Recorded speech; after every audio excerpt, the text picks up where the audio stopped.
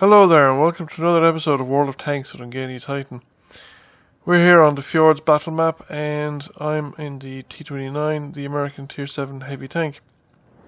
I've been playing the T-29 quite a lot lately, partly because I enjoy playing the T-29, I think it's a really fun tank, and partly because I have a crew with relatively high number of skills and I want to train up a few more skills so that I can eventually transfer them to the T-54E1, which is currently sitting crewless. I purchased the T-54E1 about 2 patches previously, but the patch had a fault in the sound files for the T-54 and I found it extremely irritating. I mean, it just gave me a headache playing it. It was really loud track noise. So I transferred the crew from the T-54E1 to the M26 Pershing, and the T-54 has been sitting crewless since, and I haven't really played it. I had about 5 or 6 games, maybe 10 games, I'm not sure, but it's not a lot of games. So I would like to give it a go, but this particular tank has pretty much heavy tank crew skills. Therefore I'd like to get situational awareness and probably recon for the crew before I'd actually move over to the T-54E1. I've mentored on this crew as well, and would have around 10 skills at that point, so I'd probably swap mentor out permanently for another skill, probably save stowage. My memory of the American autoloaders is that they tend to get hit in the ammo rack quite often. Now our entire team have come here to the centre of the map. Practically no one has gone south. There was a tank destroyer down there as well with the light tank. The tank destroyer expired in probably an exchange of fire with that Jackson. And I decided to kind of assist in the defence of this side of the map. Now just as I make my move, that Type T-34 makes a run for the southern edge of the map, and I'm not in a position to do anything about it. There's some wildly inaccurate fire going off in his general direction. So I'm going to come up here and hopefully engage that tank destroyer. Now one thing, if you look at the map right now, there are a couple of tanks holding the centre, and that's it. They're heavily outnumbered by our guys. Anyway, we get rid of the Jackson quite nicely. I think about going after the Type T-34, but then I decide it's not worth it. Then I'm better off engaging here in the centre of the map, and I start to engage that Black Prince, because he seems to know what he's doing. He's actually put some shots into me already. There's a T-29 to my left, and he is holding the centre, and if we stop the game right now and zoom into the minimap, and the area that I'm outlining in blue, from now to the end of the game there are only 3 enemy tanks currently in that area as far as I can make out, and 2 of them are going to spend their time engaged with me. Meanwhile, there are 6 tanks in the area that I'm outlining in green.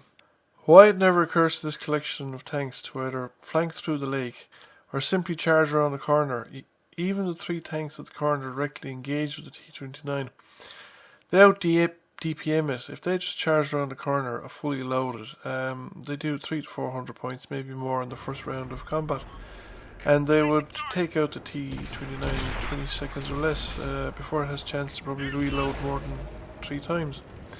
Meanwhile, I'm engaged here with the Black Prince and the M7. Now I thought about taking out the M7 initially, but the Black Prince is doing damage, whereas the M7 really isn't. He doesn't seem to know where to shoot, or the gun he has isn't up to the job.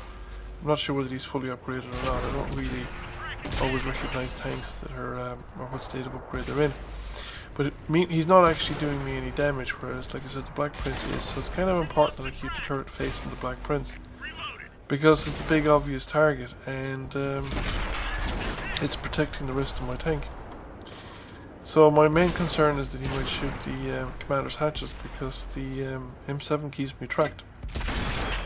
However, every round I'm putting into the Black Prince is penetrating, so I'm getting the better of all these exchanges, and I actually haven't lost too many hit points yet. So now that the Black Prince is gone, we can turn our attention to the M7, and we don't need to put too many rounds into him. 1 round has nearly taken him out. So now I can wait for the next reload, and we just shoot him under the building, as long as we don't hit the strut support in the buildings. Now I can come around and engage the T-29 from the rear, who's been holding his own and doing pretty well. He hasn't taken a lot of damage, despite the number of tanks that are at the corner. He makes the mistake of backing up. He'd probably been better off if he just drove forward to his right and used the rocks to cover him against the guys in front of him, and tried to engage me with the front of his armour. I'd still have the advantage because I'm pretty much hull down where I am. So I would have access to be able to shoot into his lower front plate anyway, and I'd probably penetrate with every shot, irrespective of what he did. However, the game isn't out of the woods yet. We're the same number of tanks on each side. We have the slight advantage in that we have a non-artillery tank, and we just managed to kill the T1 heavy. So the advantage has swung our way fairly strongly, as long as we can keep up the margin now at this point. So I'm coming up to assist, because this seems to be where the remaining enemy tanks are. So I've decided to go after that Girls und Panzer, the Panzer IV variant that is sold with the cartoon dress from the Girls und Panzer, Anglerfish, is it? So anyway, and it doesn't have a lot of hit points remaining. But when I come around the corner, there's a Stug, and he put a hit into me, but I managed to finish him off, and which is quite fortunate, because he would probably penetrate with every shot. Now the Panzer IV missed the first shot and only hit with one, so I managed to take him out. So now there's just the artillery remaining, and there's 3 tanks, so it's pretty much game over. However, I'm the slowest of the 3 tanks, and that medium is going to get there first. And the light tank, or the tank destroyer, is fast moving. It's probably the T-67, and it's going to probably beat me as well. So the artillery is probably down on the peninsula. That's the usual, or one of the usual artillery spots. The medium is going straight for the cap, and he spotted the artillery, and the artillery just wipes him out. So the T-67 is going for the artillery down across the hills, and I've loaded high explosive. I can do an enormous amount of damage if I manage to penetrate with high explosive, and artillery usually isn't that well armoured. So I just need to find the artillery, and I reckon he's accessible from across the bay. And sure enough, there he is, and I put a round into him and finish him off. So that's it, game over. 7 kills, which is a Devastator medal. And we see how we did. We did over nearly 3,500 points of damage, blocked over 3,000. A lot of that's courtesy to the M7. Top Gun, Devastator, cool-headed, steel wall, high caliber, and a first-class mastery. So overall, that's a pretty good result. We definitely broke the back of the enemy team there, and quite satisfying, really. So we came number 1 by experience. Did over twice as much damage as the next player in our team, and blocked 35 out of 40 shots. Thanks to the Black Prince and the M7. So I hope you enjoyed the video. Thank you for watching, and we'll catch you again soon.